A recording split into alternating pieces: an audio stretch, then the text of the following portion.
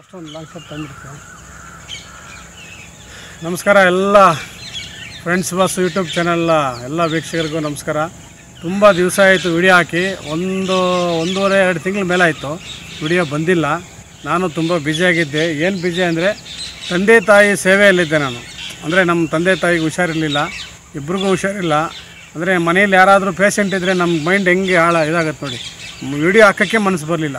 But ನನ್ನ subscribers ದಯವಿಟ್ಟು ನನ್ನನ್ನು ಅರ್ಥ ಮಾಡ್ಕೊಳ್ಳಿ. ನಾನು ಫ್ರೀಯಾಗಿದ್ದರೆ ಮಾತ್ರ ನಿಮಗೆ ವಿಡಿಯೋಗಳು ಹಾಕ್ತಾನೇ ಇರ್ತೀನಿ. ನಾನು ಇಲ್ಲಾಂದರೆ ನಮ್ಮ ತಂದೆಗೆ ತುಂಬ ಮತ್ತೆ ಅಂದರೆ ಪ್ಯಾರಾಲಿಸಿಸ್ ಆಗಿತ್ತಲ್ಲ, ಮತ್ತೆ ಇನ್ನೊಂದು ಸಲ ತೊಂದರೆ ಆಗಿತ್ತು. ಅವ್ರನ್ನ ಹಾಸ್ಪಿಟ್ಲು ಅದು ಇದು ಎಲ್ಲ ಅವ್ರು ಸೇವೆ ಮಾಡಿಕೊಂಡು ಡೈಲಿ ತಂದೆ ತಾಯಿ ಸೇವೆ ಮಾಡ್ತಾಯಿದ್ರೆ ಒಳ್ಳೆ ಆನಂದ ಸಿಗುತ್ತೆ. ತುಂಬ ಚೆನ್ನಾಗಿದೆ. ಎಲ್ಲರೂ ತಂದೆ ತಾಯಿ ಸೇವೆ ಮಾಡಿ ಓಕೆ, ಪುಣ್ಯ ಕಟ್ಕೊಂಡ್ರೆ ನಮಗೆ ನಮ್ಮ ಋಣ ತೀರಿಸ್ಬೇಕು ಅವ್ರಿಗೆ. ಅದನ್ನು ಕೆಲಸ ನಾನು ಮಾಡ್ತಾಯಿದ್ದೀನಿ. ಈಗ ನನ್ನ ಹತ್ರನೇ ಇಟ್ಕೊಂಡಿದ್ದೀನಿ ಆರಾಮಾಗಿ. 2-3 ತಿಂಗಳಿಂದ ನನ್ನ ಹತ್ರ ಇದ್ದಾರೆ, ಚೆನ್ನಾಗಿದ್ದಾರೆ, ಆರಾಮಾಗಿದ್ದಾರೆ, ಟೆನ್ಷನ್ ಇಲ್ದಿರ. ನಾನು ಟೆನ್ಷನ್ ಇಲ್ಲದೇ ಇದ್ದೀನಿ. ಬಟ್ ವಿಡಿಯೋಗಳು ಮಾಡೋಕ್ಕಾಗ್ತಾಯಿರಲಿಲ್ಲ. ಈಗ ಸ್ಟಾರ್ಟ್ ಮಾಡಿದ್ದೀನಿ. ಈಗ ವಾಸ್ತುಗೆ ಹೋಗ್ತಾಯಿದ್ದೀನಿ, ಎಲ್ಲ ಕಡೆ ಹೋಗ್ತಾಯಿದ್ದೀನಿ. But video ಮಾಡೋಕ್ಕಾಗ್ತಾಯಿಲ್ಲ. ಮತ್ತು ಮಾಡಬೇಕಾದ್ರೆ ಇನ್ನೊಬ್ಬರ ಜೊತೇಲಿ ಕರ್ಕೊಂಡು ಹೋಗ್ಬೇಕು, ಅವ್ರು ಇದು ಮಾಡಬೇಕು. ಅದಕ್ಕೆ ನೋಡಿ, ಈ ಕಡೆ ನಮ್ಮ ಸ್ನೇಹಿತರದೊಂದು ಮನೆ ಬಂದಿದ್ದೀನಿ. ಈ ಕಡೆ ಹಾಸನ ಆ ಕಡೆ ಪಕ್ಕದಲ್ಲಿ. ಬಟ್ ನೋಡಿ, ಒಳ್ಳೆ ಮನೆ ಇದು, ಅದ್ಭುತವಾಗಿ ಮನೆ ಕಟ್ಟಿದ್ದಾರೆ. ದೊಡ್ಡ ಎಸ್ಟೇಟ್ ಇದೆ. ಬನ್ನಿ ತೋರಿಸ್ತೀನಿ. ನಾನು ಏನೋ ಒಂದು ಹೊಸದಾಗಿ ಮಾಡಬೇಕು ಅಂದರೆ ನಿಮಗೆ ಹೊಸ ವಿಷಯಗಳನ್ನ ತಿಳಿಸ್ಬೇಕು ವಾಸ್ತುವಲ್ಲಿ ಅನ್ನೋದು ನನ್ನ ಆಸೆ. ಈಗ ನೋಡಿ, ಮನೆ ದೊಡ್ಡ ಮನೆ ಕಟ್ಟಿದ್ದಾರೆ, ವಾಸ್ತುವಿಲ್ಲ. ಎಷ್ಟು ಅದ್ಭುತವಾಗಿದೆ ಮನೆ, ಎಷ್ಟು ಪ್ಲೇಸ್ ಅಂದರೆ ಅವರು ಯಾರು ಅಂತ ನಾನು ಹೇಳೋದಿಲ್ಲ, ಅವ್ರ ಹೆಸರು ನಾನು ಹೇಳೋಕ್ಕಾಗೋದಿಲ್ಲ. ಸಿಕ್ಕಾಪಟ್ಟೆ ಪ್ರಾಬ್ಲಮ್ಸು, ಸಿಕ್ಕಾಪಟ್ಟೆ ಹೆಲ್ತ್ ಪ್ರಾಬ್ಲಮ್ಸ್ ಇದೆ. ಅಷ್ಟು ಮನೆ ಕಟ್ಟಿ ಆಲ್ಮೋಸ್ಟ್ 25-30 ಇಯರ್ಸ್ ಆಗಿದೆ. ಯಾರೂ ಮನೇಲಿ ಸುಖವಾಗಿಲ್ಲ. ಯಾರೂ ಅಂದರೆ ಡೈವರ್ಸ್ಗಳು ಆಗಿಲ್ಲ, ಬಟ್ ದೂರ ಇದ್ದಾರೆ. ಆ ಥರ ಪರಿಸ್ಥಿತಿಗಳು ಮನೇಲಿರ್ತವೆ. ಯಾಕಂದರೆ ಕೆಟ್ಟ ಮನೆಯಲ್ಲಿದ್ದಾಗ ಡೈಲಿ ಕಚ್ಚಾಡಿದ್ರು ಒಂದೇ, ಸಪ್ರೇಟ್ ಆಗಿದ್ರು ಒಂದೇ. ಕೆಲವ್ರು ಕಚ್ಚಾಡಿದ್ರೆ ದೂರ ಇರ್ತಾರೆ, ಕೆಲವರು ಕಚ್ಚಾಡ್ಕೊಂಡು ಅಲ್ಲೇ ಇರ್ತಾರೆ. ಆ ಥರದ್ದು ಒಂದು ವಾತಾವರಣ ಸಿಗುತ್ತೆ ನೋಡಿ. ತುಂಬ ಎನರ್ಜಿ ಇಲ್ದಿರೋ ಮನೆಯಲ್ಲಿ. ಇದು ಆಲ್ಮೋಸ್ಟ್ 35-40 ಇಯರ್ಸ್ ಆಗಿದೆ ಮನೆ ಕಟ್ಟಿ. ಎನರ್ಜಿ ಇಲ್ಲ ಮನೆಯಲ್ಲಿ. ಆ ಮನೆ ಯಾರು ಏನು ಅಂತ ಅವರು ವಿಡಿಯೋ ಮಾಡೋಕ್ಕೆ ಒಪ್ಪಲಿಲ್ಲ. ಬೇಡ ವಿಡಿಯೋನೇ ಮಾಡಬೇಡಿ ಅಂದರು. ಆಚೆ ಒಂದು ಏನಾದರೂ ಮಾಡಿ ಸರ್, ದಯವಿಟ್ಟು ಮಾಡಬೇಡಿ ಅಂತಂದರು. ಸೊ ಅದಕ್ಕೆ ನಾನು ಅಟ್ಲೀಸ್ಟ್ ಆಚೆ ಆದರೂ ತೋರಿಸೋಣ, ಒಳ್ಳೆ ಲೊಕೇಶನ್ ಚೆನ್ನಾಗಿದೆ ಅಂತೇಳಿ ಬಾ ಆ ಕಡೆ ಹೋಗೋಣ ಹಂಗೆ. ಸೊ ಮಾಡಿದೆ. ಈಗ ಏನಂದರೆ, ಎಷ್ಟು ದುಡ್ಡಿರಲಿ, ಏನೇ ಇದಿರಲಿ, ನಮ್ಮ ಜೀವನ ನಮ್ಮ ಮನೆ ನೋಡಿ. ಎಷ್ಟು ಹೈಟ್ ಇದೆ ನೋಡಿ. ಅದು ಮೇಲೆ 4 ಮರದ ಮೇಲೆ ಚೆನ್ನಾಗಿ ಕಟ್ಟಿದ್ದಾರೆ. ಅದು ನೋಡಿ, ಮೇಲೆ ಟಾಪಲ್ಲಿ ಸಖತ್ತಾಗಿದೆ. ಸ್ವಿಮ್ಮಿಂಗ್ ಪೂಲ್ ಇದೆ ಆ ಕಡೆ. ಬನ್ನಿ ಹಂಗೆ ತೋರಿಸ್ತೀವಿ.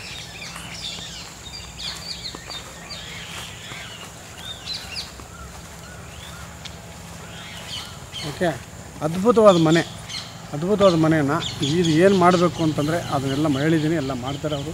ತುಂಬ ಅದ್ಭುತವಾಗಿ ಎಲ್ಲ ಏನು ಹೇಳಬೇಕು ಎಲ್ಲ ಪರ್ಫೆಕ್ಟಾಗಿ ಹೇಳಿದ್ದೀನಿ. ಆ ಪ್ರಾಬ್ಲಮ್ಸ್ 3 ಮಂತ್ಸಲ್ಲಿ ಕ್ಲಿಯರ್ ಆಗುತ್ತೆ. 3 ತಿಂಗಳು. ಅದರ ಮೇಲೆ ಇಲ್ಲವೇ ಇಲ್ಲ. ಅಷ್ಟು ನನ್ನ ಕಾನ್ಫಿಡೆನ್ಸ್ ಇದೆ ನನಗೆ ನಮ್ಮ ವಾಸ್ತು ಮೇಲೆ. ನಮ್ಮ ಗಂಗಾಧರ್ ಸಾರು ಅವ್ರದ್ದು ಮತ್ತು ನನ್ನ ಆಂಧ್ರದಲ್ಲಿ ಒಬ್ಬರು ಇದ್ದಾರೆ ನಮ್ಮ ಗುರುಗಳು, ಅವ್ರದ್ದು 2 ನಾನು ಮಿಕ್ಸ್ ಮಾಡ್ಕೊಂಡು ನಾನು ಮಾಡ್ತಾಯಿದ್ದೀನಿ. ತುಂಬ ಚೆನ್ನಾಗಿ ರಿಸಲ್ಟ್ ಬರ್ತಾಯಿದೆ. ನನಗೆ ಫೋನಲ್ಲಿ ಬರ್ತಾಯಿದ್ರೆ, ನಾನು ಸರ್ ನಮ್ಮದೊಂದು ವಿಡಿಯೋ ಮಾಡಿ ನಾವು ಹೇಳಬೇಕು ನಿಮ್ಮ ಬಗ್ಗೆ, ನಮ್ಮದೊಂದು ವಿಡಿಯೋ ಮಾಡಿ ನಾವು ಹೇಳಬೇಕು ನಿಮ್ಮ ಬಗ್ಗೆ ಅಂತ ಹೇಳ್ತಾಯಿದ್ರೆ. ಬಟ್ ನನಗೆ ಪಬ್ಲಿಸಿಟಿ ಬೇಡಪ್ಪ, ನೀವು ಚೆನ್ನಾಗಿದ್ದೀರಾ ಸಾಕು ನನಗೆ. ನಾನು ವಾಸ್ತು ಮಾಡಿಕೊಟ್ಮೇಲೆ ಚೆನ್ನಾಗಿದ್ದರೆ ನನಗೆ ಅದೇ ಖುಷಿ. ನನಗಿನ್ನೇನು ಬೇಡ ಅಂತ ನಾನು ಹೇಳ್ತೀನಿ.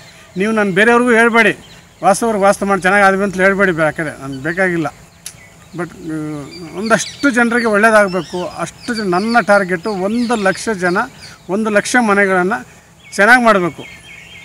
1 ಲಕ್ಷ ಮನೇನ ಟಾರ್ಗೆಟ್ ಇದೆ ನನಗೀಗ. ಆಲ್ಮೋಸ್ಟ್ ಜಸ್ಟ್ ನಾನು ಸ್ಟಾರ್ಟ್ ಮಾಡಿ 1 ವರ್ಷನೂ ಆಗಿಲ್ಲ, 6-7 ಮಂತ್ಸ್ ಆಗಿದೆ. ಸೊ ಆಲ್ಮೋಸ್ಟ್ ಒಂದು 250-300 ಮನೆ ಮಾಡಿದ್ದೀನಿ. ಸೊ ವಾಸ್ತು ಎಲ್ಲ ಆಲ್ಮೋಸ್ಟ್ ಒಂದು 25-30 ಮನೆ ನಡೀತಾ ಇದೆ ಕನ್ಸ್ಟ್ರಕ್ಷನ್. ಮೈಸೂರು, ಹಾಸನ, ಬೆಂಗಳೂರು ಗ್ರಾಮಾಂತರ, ರಾಮನಗರ, ಚನ್ನಪಟ್ಟಣ, ಮತ್ತು ಮದ್ದೂರು, ಮತ್ತು ಇಲ್ಲಿ ಹುಣಸೂರು, ತುಂಬ ಸಕಲೇಶ್ಪುರ ತುಂಬ ನಡೀತದೆ ಮನೆಗಳು. ಕುಶಾಲನಗರ ಎಲ್ಲ ಮನೆಗಳು ನಡೀತಾ ಇದ್ದಾವೆ. ಅದನ್ನು ಅಲ್ಲೇ ಮ್ಯಾನೇಜ್ ಮಾಡ್ತಾಯಿದ್ದೀನಿ. ಬಟ್ ಹಂಗೆ ವಿಡಿಯೋಗಳಲ್ಲಿ ತೋರಿಸ್ತಾರೆ. ಸೊ 1 ಸಲ ಇಲ್ಲ 2 ಸಲ ವಿಸಿಟ್ ಮಾಡ್ತೀನಿ. ಸೊ ಮೈಸೂರಲ್ಲಿ ದೊಡ್ಡ ಮನೆ 3 ಕೋಟಿ ರೂಪಾಯಿ ಮನೆ ನಡೀತಾ ಇದೆ. ಒಂದು ಮೈಸೂರಲ್ಲಿ 3 ಕೋಟಿ ರೂಪಾಯಿ. ಮದ್ದೂರಲ್ಲಿ ಒಂದು 2-2.5 ಕೋಟಿ ಮನೆ ನಡೀತಾ ಇದೆ. ಸಕಲೇಶ್ಪುರದಲ್ಲಿ ನಡೀತಾ ಇದೆ. ದೊಡ್ಡ ಮನೆ ಮಾಡ್ತಾಯಿದ್ದೀನಿ. ಸೊ ನನಗೇನು ಅಂದರೆ ಖುಷಿ ಏನಂದರೆ, ನನ್ನನ್ನು ನಂಬ್ತಾ ಇದ್ದಾರಲ್ಲ ಜನ, ಅದೇ ನನಗೆ ಮುಖ್ಯ ಫಸ್ಟು. ಸರ್ ನೀವು ಬಂದು ಹೋದರೆ ನಮ್ಗೆ ತುಂಬ ಒಳ್ಳೆಯದಾಗಿದೆ, ನಮ್ಗೆ ಚೆನ್ನಾಗಾಗಿದೆ ಅಂತಾರೆ. ನಿಮ್ಮ ಕಾಲ್ಗುಣ ಅಂತಾರೆ. ಕಾಲ್ಗುಣ ಕೈಗುಣ ನಾನು ನಂಬಲ್ಲ. ನಾನು ವಾಸ್ತು ನಂಬ್ತೀನಿ. ಅವ್ರು ಅನ್ಕೊತಾರೆ. ಬಟ್ ನೀವು ಬಂದೋದ್ಮೇಲೆ ಚೆನ್ನಾಗಿ, ನಾನು ಬಂದೋದ್ಮೇಲೆ ಅಲ್ಲಪ್ಪ, ನಾನು ಬಂದು ನಿಮ್ಮನ್ನು ಏನೋ ಒಂದು ಮೂಗು ಕಟ್ಕೊಂಡಿರುತ್ತೆ, ಮೂಗು ಓಪನ್ ಮಾಡಿಸಿರ್ತೀನಿ ಅಷ್ಟೇ, ಉಸಿರಾಡ್ತಾ ಇರಲಿಲ್ಲ. ಆ ಉಸಿರನ್ನ ನಾನು ಕ್ಲಿಯರ್ ಮಾಡ್ತೀನಿ ಅಷ್ಟೇ, ಬೇರೆ ಏನೂ ಇಲ್ಲ. ಅದೇ ಮೇಯ್ನು. ಅದು ಮಾಡಿ ನಾನು ಆಮೇಲೆ ನಮಗೆ ಈ ವಾಸ್ತುವಲ್ಲಿ ತುಂಬ ವಿಷಯಗಳು ಹೇಳೋದಿದೆ, ತುಂಬ ಅಂದರೆ ಚರ್ಚೆ ಮಾಡಬೇಕು, ತುಂಬ ಕಲಿಬೇಕು, ಇನ್ನೂ ಕಲಿಬೇಕು. ನಾನು ಇನ್ನೂ ಕಲಿತಾ ಇದ್ದೀನಿ. ಮೇಜರ್ ಏನು ಅನ್ನೋದನ್ನು ಹೇಳ್ತಾ ಇದ್ದೀನಿ ಜನಕ್ಕೆ ಇವಾಗ ಅಷ್ಟೇ. ಸೊ ಅಷ್ಟು ನಾನು ನನ್ನ ಈ ಫ್ರೆಂಡ್ಸ್ ವಾಸ್ತು ಯೂಟ್ಯೂಬ್ ಚಾನಲಲ್ಲಿ ಸೊ ನಾನು ಸಿನಿಮಾದು ಮತ್ತು ವಾಸ್ತುವುದು, ನನ್ನ ಪರ್ಸ್ನಲ್ಲು, ನನ್ನ ಅಡುಗೆಗಳದ್ದು ಎಲ್ಲ ಹಾಕ್ತೀನಿ. ನನ್ನದ್ರಲ್ಲಿ ಸಬ್ಸ್ಕ್ರೈಬರ್ಸ್ ತುಂಬ, ಅಂದರೆ ಸಬ್ಸ್ಕ್ರೈಬರ್ಸ್ ಇದ್ದಾರೆ, 40,000 ಜನ ಇದ್ದಾರೆ. ಬಟ್ ವಿಡಿಯೋ ಹಾಕಿದರೆ ಯಾರು 5,000, 3,000, 2,000 ನೋಡ್ತಾ ಇದ್ದಾರೆ. ಬಟ್ ಮೆಸೇಜ್ ಯಾರು ಬೆಲ್ ಒತ್ತಿರಲ್ಲ. ಆ ಬೆಲ್ ಒತ್ತಿದೆ ಹೋದರೆ ನಿಮಗೆ ನಂದು ಮೆಸೇಜ್ ಬರೋಲ್ಲ. ದಯವಿಟ್ಟು ಚೆಕ್ ಮಾಡ್ಕೊಳ್ಳಿ. ಸಬ್ಸ್ಕ್ರೈಬ್ ಮಾಡಿದ್ದೀರಾ, ಬೆಲ್ ಬಟನ್ ಒತ್ತಿರಲ್ಲ. ಆಮೇಲೆ ಆಲ್ ಅಂತ ಬರುತ್ತೆ, ಆಲ್ ಒತ್ತಬೇಕು, ಅದನ್ನು ಮಾಡಿರಲ್ಲ. ಓಕೆ, ದಯವಿಟ್ಟು ನನ್ನ ಫ್ರೆಂಡ್ಸ್ ವಾಸ್ತು ಯೂಟ್ಯೂಬ್ ಚಾನಲ್ನ ಎಲ್ಲರೂ ಸಬ್ಸ್ಕ್ರೈಬ್ ಮಾಡ್ಕೊಳ್ಳಿ.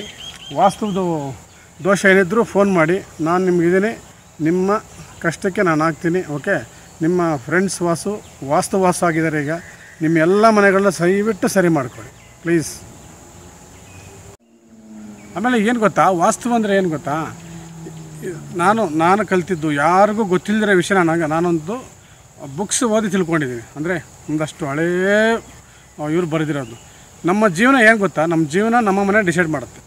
ನೀನು ಹೆಂಗಿರಬೇಕು ಅಂದರೆ 5 ಥರ 4 ಥರ 5 ಥರ ಇದೆ ಮನೆಗಳು. ಅಂದರೆ ಒಂದು ಸಂಚಾರ ವರ್ಗ ಅಂತ ಹೇಳ್ತಾರೆ.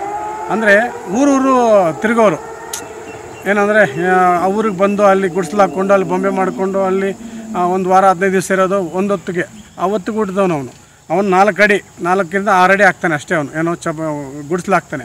ಅವನು ಡೈಲಿ ಒತ್ತಿಗೆ ಹೆಸರು ಹುಡ್ಕಾಡೋನು. 6 ಅಡಿ ಮನೆ ಕಟ್ಕೊಂಡ್ರೆ ಗುಡಿಸ್ಲು ಹಾಕ್ಕೊಂತಾರೆ ಪೇಪರ್ ಹಾಕ್ಕೊಂಡು. 8 ಅಡಿ 10 ಅಡಿ 8 ಅಡಿ 9 ಅಡಿ ಕಟ್ಕೊಳ್ಳೋರೆಲ್ಲ ಅಂದರೆ ಸ್ಲಮ್ಗಳಲ್ಲೆಲ್ಲ ಕಟ್ಕೊತಿದ್ರು. ಅವರೆಲ್ಲ ವಾರದ ಸಂಬಳ ಅವ್ರದವರು. ವಾರ ಬಟವಾಡ ಬರುತ್ತೆ, ಆವತ್ತು ವಾರ ತಿನ್ನು, ಕುಡಿ, ಮಟನ್ ತಗೊಂಬ, ಚಿಕನ್ ತಗೊಂಬ, ತಿನ್ನು, ಕ್ಲೋಸ್ ಮಾಡು. ಅವರು 8 ಅಡಿ ಕಟ್ಟಿರೋರು ಮನೆ, 8 ಅಡಿಗೆ ಲಾಸ್ಟ್ ಮನೆ ಮಾಡಿದ್ರು ಅವರು. ಅದೇ 10, 12 ಮಾಡಿರೋರೆಲ್ಲ ಶ್ರಾಮಿಕ ವರ್ಗ. ಅಂದರೆ ಕೃಷಿ ಕಷ್ಟಪಡಬೇಕು, ತಿಂಗಳ ಸಂಬಳ ತಿಂಗಳ ಮೇಲೆ ಜೀವನ. ತಿಂಗಳು ಬಂದರೆ EM ಕಟ್ಟು, ತಿಂಗಳು ಬಂದರೆ ಕಾರ್ ಲೋನ್ ಕಟ್ಟು, ಬಾಡಿಗೆ ಬಂತು, ಇಲ್ತಾಗ ಅಲ್ಲಾಕು, ಆ ಬಾಡಿಗೆ ಈಗ ಬಾಡಿಗೆ, ಇಷ್ಟೇ ತಿಂಗಳಲ್ಲಿ. ಅವರಿಂದ ಶ್ರಾಮಿಕ ವರ್ಗ ಅಂದರೆ ಕಷ್ಟಪಡ್ತಾ ಇರಬೇಕು. ಕತ್ತೆ ಥರ ತಿಂಗಳಿಗೂ ಒಂದು ತಿಂಗಳು ಕೆಲಸ ಮಾಡಲ್ಲ ಅಂದರೆ ನಡೆಯಲ್ಲ. ಒಂದು ತಿಂಗಳು ಕಟ್ಟಿಲ್ಲ ಅಂದರೆ ಬ್ಯಾಂಕವ್ರು ಬರ್ತಾರೆ.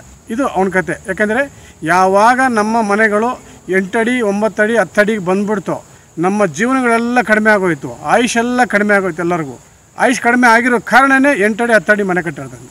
ನಮ್ಮ ಹಳೆ ಕಾಲದಲ್ಲಿ ಏನು ಗೊತ್ತಾ, ನೀವು ಅದಾಯ್ತಾ, ಇದು ಶ್ರಾಮಿಕ ವರ್ಗ ಆಯಿತು, ಮತ್ತು ಇದಾಯಿತು. ನೆಕ್ಸ್ಟ್ ಏನೇನು ಗೊತ್ತಾ, ರಾಜವರ್ಗ. ಅಂದರೆ ರಾಜ್ಯದ ಥರ ಇರಬೇಕು ಅಂದರೆ ಮಿನಿಮಮ್ ಅಂದರೆ ವರ್ಷದ ಸಂಬಳದವರು. ವರ್ಷದ ಸಂಬಳ ಅಂದರೆ ಏನು ಗೊತ್ತಾ, ಹಳ್ಳಿ ಕಡೆ 10 ಅಡಿ ಗೋಡೆ 4ರಿಂದ 6 ಅಡಿ ಹಿಂಗೆ ಹೈಟ್ ಮಾಡ್ತಿದ್ರು. 14 ಅಡಿ 16 ಅಡಿ ಹೈಟ್ ಮಾಡ್ತಾಯಿದ್ರು ಹಳ್ಳಿ ಕಡೆ. ಮನೆ ಹೆಂಚಾಕ್ತಿದ್ರು, ಹೆಂಚಾಕಿ ಹಿಂಗೆ ಕ್ರಾಸಾಗಿ ಮಾಡ್ತಿದ್ರು. ಅವ್ರಿಗೇನೆಂದರೆ ನಿಮಗೆ 1 ವರ್ಷದ ಸಂಬಳ. ಅವ್ರಿಗೆ ಒಂದು ತೆಂಗಿನಕಾಯಿ ಬರುತ್ತೆ, ಇಲ್ಲ ಒಂದು ರಾಗಿ ಬರುತ್ತೆ, ಭತ್ತ ಬರುತ್ತೆ, ಬಾಳೆ ಬರುತ್ತೆ, ಅಡಿಕೆ ಬರುತ್ತೆ, ಕಾಫಿ ಬರುತ್ತೆ. ಸೊ ವರ್ಷಕ್ಕೊಂದು ಸಲ ಕಾಯ್ತಾ ಇರೋದು ಅವ್ರಿಗೆ ಸಂಬಳ. ಸೊ ಅವರು ಸ್ಟಾಕ್ ಇಟ್ಕೊಂಡು 1 ವರ್ಷಕ್ಕೆ ಆಗುವಷ್ಟು ತಿನ್ನೋಕ್ಕಿರುತ್ತೆ ಅವ್ರ ಹತ್ರ. ಈ ವರ್ಷ ಬೆಳೆ ಬೆಳೆದಿಲ್ವಾ, ಇನ್ನೊಂದು ವರ್ಷ ತಿನ್ನೋಷ್ಟು ರಾಗಿ ಇರುತ್ತೆ ಮನೆಯಲ್ಲಿ. ಅದು 14 ಅಡಿ 15 ಅಡಿ ಅವ್ರದ್ದು ಕತೆ. 16ರಿಂದ 18 ಅಡಿ ಇರೋರೆಲ್ಲ ರಾಜಯೋಗದವರು. ರಾಜಯೋಗ ಅಂದರೆ ನೀವು ಮಹಾರಾಜರ ಮನೆ ಕಟ್ಟಿದ್ರೆ ಎಲ್ಲಿ ಕಟ್ತಿದ್ರು ಹೇಳಿ, 18 ಅಡಿ 20 ಅಡಿ ಹೈಟ್ ಕಟ್ತಾಯಿದ್ರು. ಆ ಮನೆಯಲ್ಲಿ ಒಂದು ತಲೆಮಾರು ತಿನ್ನೋಷ್ಟು ಸ್ಟಾಕ್ ಇರುತ್ತೆ. ದವಸ ಧಾನ್ಯ ಆಗಲಿ, ದುಡ್ಡಾಗಲಿ, ಏನಾದರೂ ಆಗಲಿ. ನಿಮ್ಮ ಮನೆ ಹೈಟು ನಿಮ್ಮ ಜೀವನ ಡಿಸೈಡ್ ಮಾಡೋದು, ನೀವಲ್ಲ. ನೀವು ಹೋಗಿ ಚಿಕ್ಕ ಮನೆಗೆ, ಗುಡಿಸ್ಲು ಮನೆಗೆ ಹೋಗಿ ನೀವು ಡೈಲಿ ಭಿಕ್ಷೆಗಳ ಥರ ಆಗ್ಬಿಡ್ತೀರ. ಅಂದರೆ ಅವತ್ತು ಭಿಕ್ಷೆ ಬೇಡ ತಿನ್ನಬೇಕು. ಅದೇ ನೀವು 16 ಅಡಿ 18 ಅಡಿ ಮನೆ ಕಟ್ಟಿರಿ, ನೀವು ರಾಜರ ಥರ ಇರ್ತೀರ. ನೀವಿಲ್ಲ ಅಂದರೆ ನಿಮ್ಮ ಮಕ್ಕಳಿಗಾದರೂ ರಾಜಯೋಗ ಬರುತ್ತೆ 100%. ಇದು ಯಾವ ಶಾಸ್ತ್ರದಲ್ಲಿ ಹೇಳಿಲ್ಲ, ಯಾರು ವಾಸ್ತುವರು ಹೇಳೋದಿಲ್ಲ ನಿಮ್ಗೆ ಹೈಟ್ ಬಗ್ಗೆ.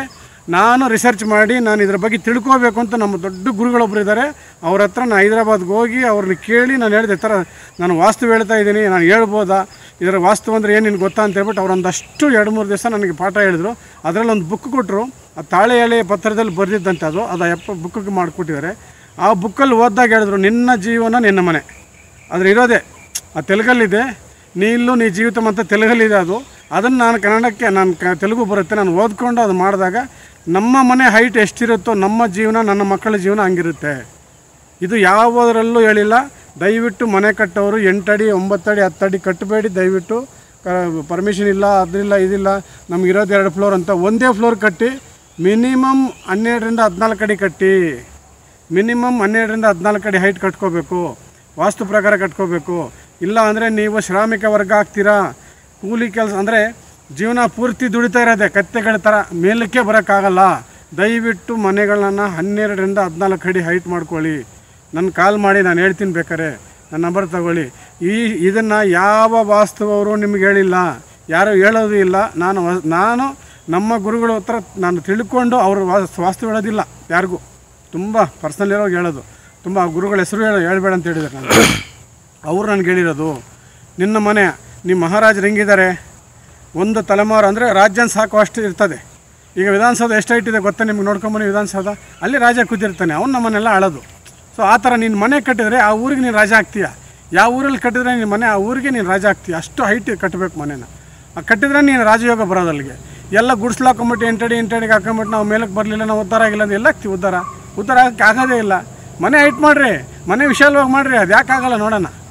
100% ಸುಮ್ಮನೆ 30-40 ಮನೆಗಳು ಕಟ್ಟಿ ಜೀವನಗಳು ಹಾಳು ಮಾಡ್ಕೋಬೇಡಿ. ದಯವಿಟ್ಟು ಕಟ್ಟಬೇಕಾದ್ರೆ ಸ್ವಲ್ಪ ದೂರ ಆದರೂ ಹೋಗಿ ಎಲ್ಲಾದರೂ ಒಂದು 4 ಕುಂಟೆ 5 ಕುಂಟೆ ಜಾಗ ತೊಗೊಂಡು ದೊಡ್ಡದಾಗಿ ಮನೆ ಕಟ್ಟಿ ನನಗೆ ಫೋನ್ ಮಾಡಿ, ನಾನು ಪ್ಲಾನ್ ಕೊಡ್ತೀನಿ.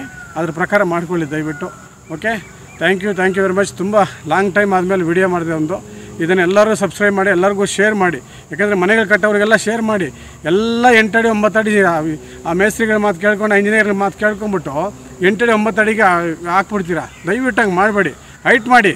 ನನಗೆ ಫೋನ್ ಮಾಡಬೇಕು, ನಾನೇ ರಿಕ್ವೆಸ್ಟ್ ಮಾಡ್ತೀನಿ, ಇಂಜಿನಿಯರ್ಗಳಿಗೆ ಹೇಳ್ತೀನಿ, ಮಿನಿಮಮ್ 11-12 ಅಡಿ ಇರಲೇಬೇಕು. 12 ಅಡಿ ಕಮ್ಮಿ ಮನೆ ಕಟ್ಟಿದ್ರೆ ನಿಮ್ಮ ಮನೆಯೇ ಅಲ್ಲ ಅದು. ಅದು ನಿಮ್ಮ ಸುಮ್ಮನೆ ಕೂಲಿ ಕೆಲಸ ಮಾಡ್ತಾ ಇರಬೇಕಾ ಮನೆ? ನಿಮ್ಮ ಮಕ್ಳಿಗೂ ಕೂಲಿ ಕೆಲಸ, ನಿಮ್ಮ ಮಕ್ಕಳನ್ನು ಕೂಲಿಯವ್ರು ಮಾಡಬೇಡಿ ನೀವು. ದಯವಿಟ್ಟು ಹೈಟ್ ಮಾಡ್ಕೊಳ್ಳಿ ಮನೇನ. ನಿಮ್ಮ ಮಕ್ಕಳಾದ್ರೂ ಚೆನ್ನಾಗಿರ್ತಾರೆ. ನಿಮ್ಮ ಜೀವನ ಹೆಂಗೆ ಆಗೋಯ್ತು, ನಿಮ್ಮ ಮಕ್ಕಳಾದ್ರೂ ಚೆನ್ನಾಗಿರಲಿ. 12 ಅಡಿ ಹೈಟ್ ಮಾಡಿ ಮನೆಗಳನ್ನ ದಯವಿಟ್ಟು. Okay, thank you very much.